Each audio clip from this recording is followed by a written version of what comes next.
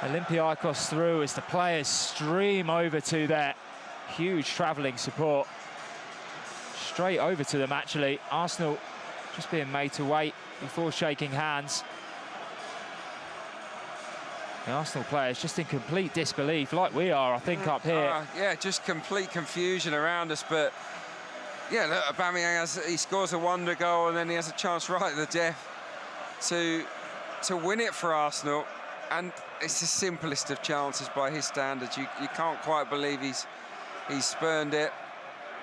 But on the balance of play tonight, you can't begrudge Olympiacos the result. They've been excellent, and Arsenal weren't really at it. It was one of those evenings where they were below par and punished for it, and it's a real hammer blow, isn't it, for Arsenal's season? 4 days for Mikel Arteta to pick up his team ahead of the visit to Fratton Park. It's going to be a challenge, that one as well, isn't it? It is, but look, the FA Cup is some incentive. The draw is reasonably kind. Big favourites to go through, you'd imagine, to the last 8. And look, Arsenal have a great record in the FA Cup, but it's all about the race for 4th or 5th now, isn't it? You've got to target that and hope for the best and somehow get this club back into the Champions League. We thought the Europa League would be a route, but that dream has died this evening, unfortunately, and they have to pick themselves up and go again. Well, I mean, that's probably going to wrap it up from Adrian and I tonight. I mean, as you can tell, we're shell-shocked. Arsenal crashing out of this competition at the last 32 stage. Dan Roebuck will be back to pick up the live coverage of Monday night's Emirates FA Cup game live from Fratton Park, so be sure to tune in for that. But for now, it's back to the studio with Nick Bright.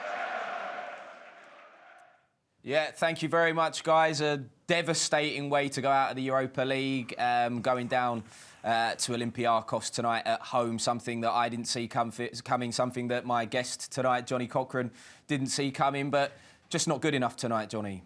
No, it shouldn't have ever got to that stage where we were having to, you know, expect Aubameyang to do last-minute overhead kicks to get us through, and then wait, what's that? Nonsense at the end as well. Yeah, it's a tough one. It's one that will stick in the back of the throat for sure. But yeah, we've not performed, and to be honest, it's not like we got completely sucker punched. They were every bit as good as us today as well. So, you know, I mean, they hit the bar as well. It's disappointing. But for me, you know, I know it's immediate reaction and stuff like that, but I did say at the start of the show, I'm not sure I want to be in the Europa next year.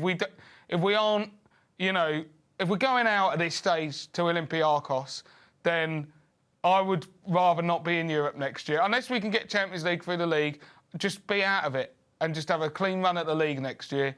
Because, I mean, what has this even been? Like, we've got to win this competition if we run it. And if we don't, there's no point in being in it for my money. Well, where does the season go from here then for you, Johnny? Because, you know, we spoke in the pre-match show about us needing to put a run together now to really go for it in that league. We were at that point talking about fighting on 3 fronts, 2 for Champions League football anyway.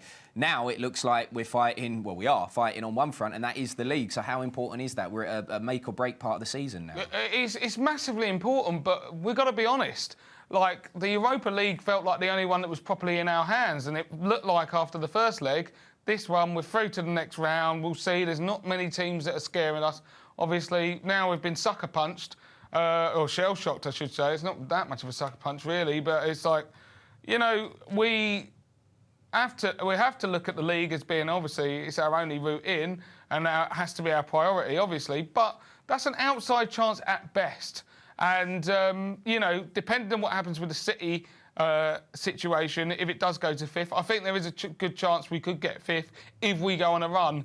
But one thing to be sure is there is still a lot of fragility at Arsenal, and even though there's clear improvements under Arteta, that nagging feeling like we're always, you know, the other team are never out of a game, it still lingers, and it's troubling.